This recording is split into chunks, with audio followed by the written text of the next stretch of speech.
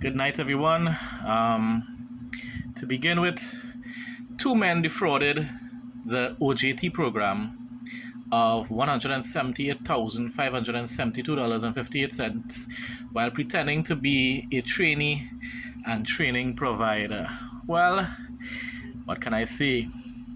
When you have leaders scamming an entire country, a lot of citizens will try to do the same thing, right? The thing about it is, the amazing thing about it is that that the normal citizen will get charged by the DPP, but once it's PNM politicians, seems as though the DPP becomes I don't know, blind, deaf, and dumb. I don't know. If Trinidad was a real place, a real country, there would be an investigation into the DPP. Okay, so earlier on today, Philip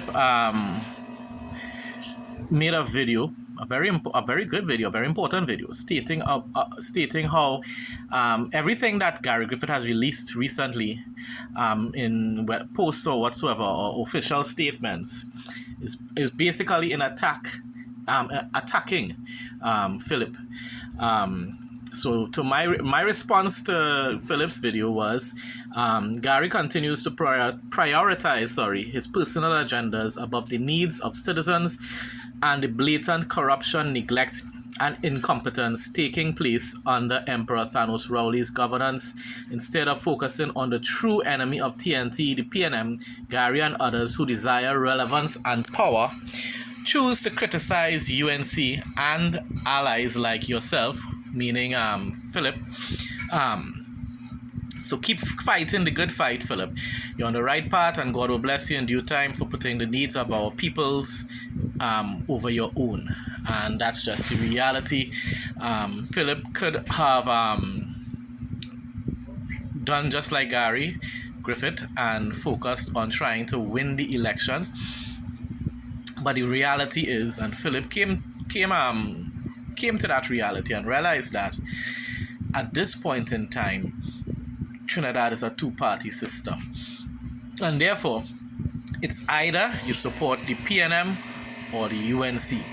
Third parties can become more relevant in the future, but baby steps. You need to take steps. You need to prove yourself worthy of the public vote. And to do that, you have to align yourself with the correct party. And at this point in time, UNC is the only viable option. And once you perform well under the UNC, in the future, you can have a very great opportunity of governing the country yourself. I keep telling people I am not a UNC fanatic, and I would love for one day another political party to be able to govern the nation, and therefore it could, whether it's UNC or PDP or PEP, as long as they're governing the country the right way, and we get rid of the PNM cult completely, because that cult was founded on the caste system, on giving power to the 1% and just exploiting the masses in our nation. A man was shot in the leg by his police corporal wife after they got into an argument on Friday night around 12:40 a.m. Typical police behavior. I said it already that there are a few that are good, but the vast majority believe that they are above the law. The vast majority consider themselves gods, right? Demigods or whatever you want to call them, but they consider themselves above the law. So in her mind, she could do what she wants, and of course she will just say that she feared for her life and did what she had to do, because that's the most common excuse TTPS loves to make. Fear for her life, so return fire. Plenty of time they're not even being fired upon, but they're balling the returning fire. This was really tragic, and I'm hoping, I haven't read any updates yet, but let me get to it. So drilling rig collapses. One man named Pete is still missing. That was earlier today. There were some false reports of him being found a few hours ago, but the media came back out and clarified and said no, they are still searching for him. The Coast Guard arrived on the scene without equipment to be able to dive and to be able to search for the missing man. So you got to wonder again, what the hell is really going on with the protective services in Trinidad and Tobago? Fire service doesn't have essential equipment, and now the Coast Guard is arriving at a scene to give assistance, and yet don't have the equipment needed to be able to assist. I'm telling you, PNM is utterly destroying our country. The lady the other day who was found hanging, there's an update on the case. The E-News informed us that the lady, hours before she was murdered, was supposed to appear in court due to a domestic matter. So probably domestic violence. We don't know. It doesn't have to be. I'm just assuming that domestic matter could mean anything, any sort of dispute with relatives or neighbors or stuff like that. But a lot of the times we know very well that it's the person, your partners are the main suspects. But once again, I can't say that for sure. I don't know. They did not give details about they said no arrests have been made yet, so we don't know who the suspect is. Alright? Or at least they might have an idea, but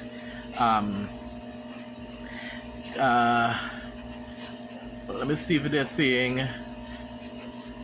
contacted by phone yesterday. Her mother Gail said she was unaware that a $100,000 reward had been offered for any information relating to her daughter's murder.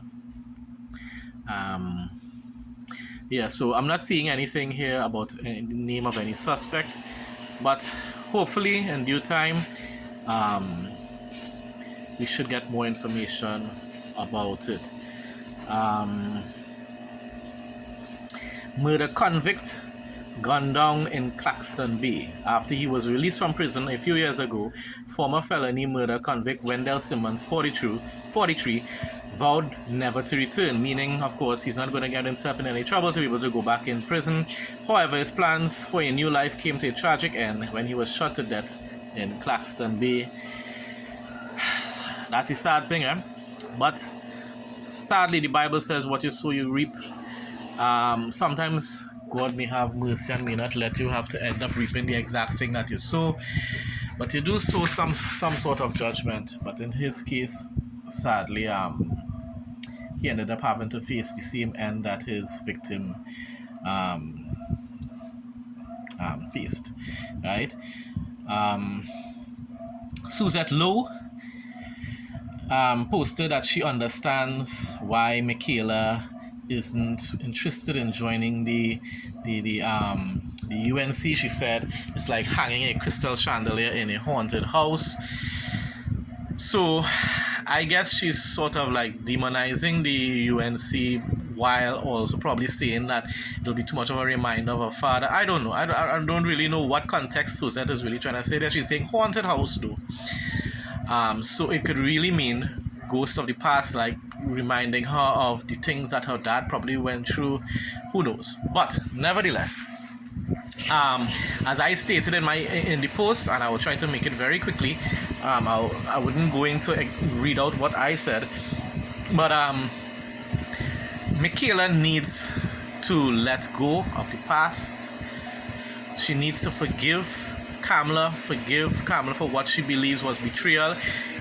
Kamala was wrong in the sense that Kamala had no right to disrespect her leader Pandey the way she did while contesting for the leadership role. And what you saw you reap, because now she faces the same sort of treatment that he faced, that she's getting too old and that she's weak and she can no longer lead. And those are the similar things that she said about Pandey. So the Bible does not lie. What you sow, you reap. But we can end this cycle of animosity and hatred and vengeance and anger. Forgive Michaela, and put what happened in the past, let it go. Pandey should have done the same, because for the sake of the country, you cannot be aligning yourself more towards the PNM than the UNC, because you know to yourself, and Pandey knew to himself, even though he didn't want to admit it because of his pride, Kamla performed damn well as Prime Minister of Trinidad and Tobago, and Pandey should have acknowledged that. I don't think he ever did, but he should have. But just because he thought that in his mind Kamla betrayed him, right? He never forgave her. In the ending, a few months before he died, there was a picture of him shaking Kamla's hands in some gathering, and I was hopeful that meant that they were making peace with each other. And who knows? Maybe he did, but Michaela doesn't seem to want to make any sort of peace with Kamla. At least that is what it appears to be. I could be wrong, but that's what it appears to be. Let's see if it has anything else. As I said, there were updates later today saying that the guy from the oil rig is still missing. Police officers who attempted to arrest a suspect at a funeral were injured after being attacked by 30 gang members. Well, what you sow you reap, because you remember, as I keep saying, the TTPS is the most notorious criminal gang in Trinidad and Tobago.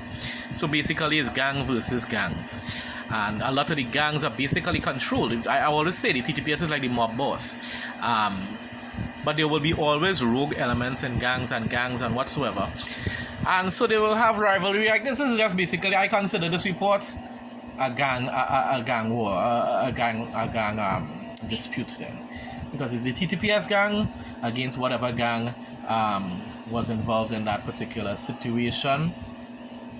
A lady reported or is complaining about getting some really small pieces of nuggets from KFC. I think she said she paid about $30-something, and it's really ridiculous. If you see the sizes of the nuggets, it's horrible. But as I posted and I said, you'll like it so. You like it so, because it's years now we know the quality and the quantity of product from KFC has gone down. Yeah, it has gone down. A whole set of money for a little piece of chicken and some fries, when you can go in one of the in any other fast food outlet that is locally owned and by middle class businessmen and women, and you can get larger portions of fries, larger pieces of chicken, and it's still tasting good. Yes, KFC has their own unique special taste, but it ain't worth buying something that can't even halfway fill your belly. Nah man, and to be able to fill your belly, you have to buy probably a dinner meal or more, which is a 3-piece or more, because there's a bunch of little baby bird wing, baby bird piece of meat to get in. And I say Kentucky Fried Kobo. It's like Kentucky Fried Kobo because little things they get in, right?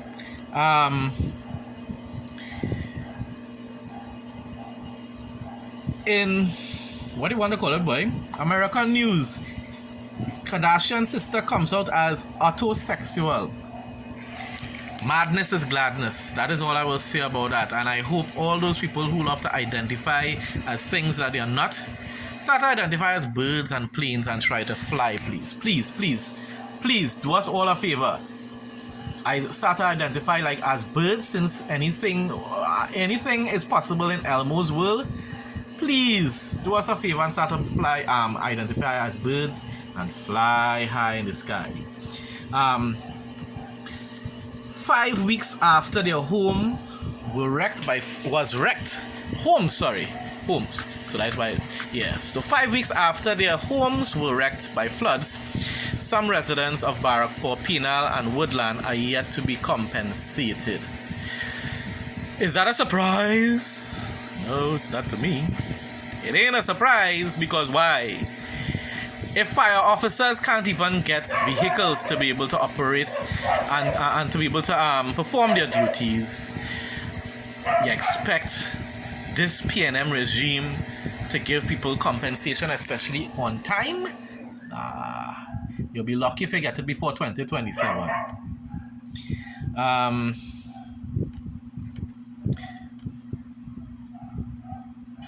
Let's see if it has anything else here. An employee of Police Administration Building has been charged with fraud. The woman used fraudulent documents to get a loan. As I said before with the other case, in Trinidad, and with this DPP we have, only civil servants, only members of the normal public are ever, there's ever enough evidence to charge them. PNM politicians? Nah, there's never sufficient evidence. Billions missing, you know. Billions missing. Millions of overspending with the Piarco. I mean, not the Piarco, with the Tobago Airport. But the DPP can't find any kind of evidence to be able to charge PNM, you know. Nah, but you can charge the public servant. I'm not saying what you did is right, but I'm just saying there's one law for the rest of citizens of Trinidad and Tobago, and there's another law for the PNM hierarchy, the PNM members of the PNM. And that's basically it there. I hope everyone is enjoying their weekend. Please stay safe. Do not speed on the roads. Stay off the roads as much as possible during the night time. God's blessings in Jesus' name.